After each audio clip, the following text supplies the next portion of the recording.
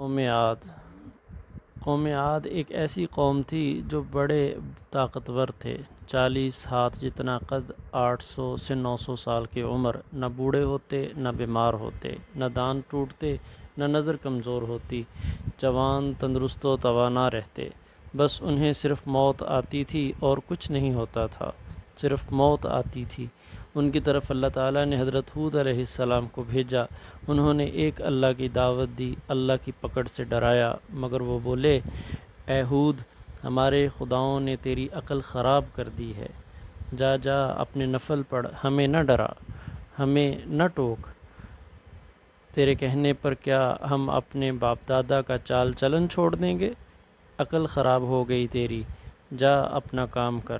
آیا بڑا نیک چلن، کہا جی نمازی، تیرے کہنے پر چلیں تو ہم تو بھوکے مر جائیں۔ انہوں نے شرک، ظلم اور گناہوں کے طوفان سے اللہ کو للکارا، تکبر اور غرور میں بدمست بولے۔ یہ آیت کا ترجمہ ہے۔ اب قوم عاد نے تو بے وجہ زمین میں سرکشی شروع کر دی اور کہنے لگے، ہم سے زوراور کون ہے؟ کیا انہیں یہ نظر نہ آیا کہ جس نے انہیں پیدا کیا وہ ان سے بہت ہی زیادہ زوراور ہے؟ وہ آخر ہماری آیتوں کا انکار ہی کرتے رہے۔ کوئی ہے ہم سے زیادہ طاقتور تو لاؤ نا، ہمیں کس سے ڈراتے ہو؟ اللہ نے قحط بھیجا، بھوک لگی، سارا غلہ کھا گئے، مال مویشی کھا گئے، حرام پر آ گئے، چوہے بلی کتے کھا گئے، سانپ کھا گئے، درخت گرا کر اس کے پتے کھا گئے، بھوک نہ مٹی، نہ بارش ہوئی، نہ قطرہ گرا، نہ غلہ اگا۔ پھر تنگ آ کر اپنا ایک وفد بیت اللہ بھیجا۔ ان کا دستور تھا جب مصیبت آتی تو اپنے اوپر والے کو پکار اٹھتے، جب دور ہو جاتی تو اپنے بتوں کو پوجنے لگتے۔ بیت اللہ وفد گیا اور کہا کہ ہمارے لیے اللہ سے دعا کرو کہ بارش برسائے۔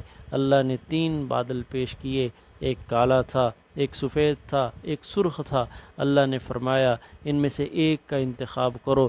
انہوں نے آپس میں مشورہ کیا کہ سرخ میں تو ہوا ہوتی ہے، سفید خالی ہوتا ہے، کالے میں پانی ہوتا ہے۔ ہاں ہاں، کالا مانگو۔ اللہ تعالیٰ نے کہا، واپس پہنچو، بادل بھیجتا ہوں۔ وہ خوشی خوشی واپس آئے۔ سب لوگ ایک میدان میں جمع ہوئے۔ بادل آیا، وہ ناچنے لگے کہ اب بارش ہوگی، قحط مٹے گا، کھانے کو ملے گا۔ کہ کیا پتہ تھا کہ وہ بارش نہیں، اللہ کا عذاب تھا۔ اللہ کا عذاب ہے جو تم ہود سے کہتے تھے کہ لے آؤ، جس سے ہمیں تم ڈراتے ہو۔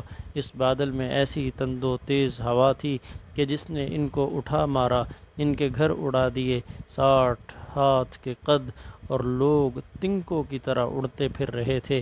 وہ ہوا ان کے سروں کو ٹکراتی تھی، اتنی زور سے ٹکرائی کہ ان کے بھیجے نکل کر منہ پر لٹک گئے۔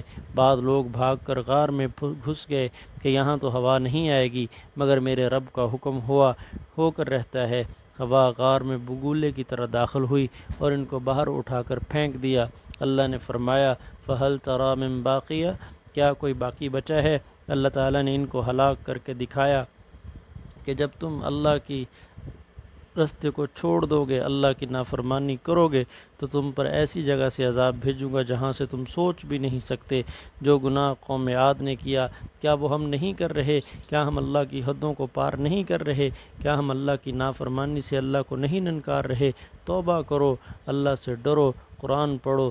جن گناہوں کو ہم معمولی سمجھتے ہیں، اللہ نے ان گناہوں پر پوری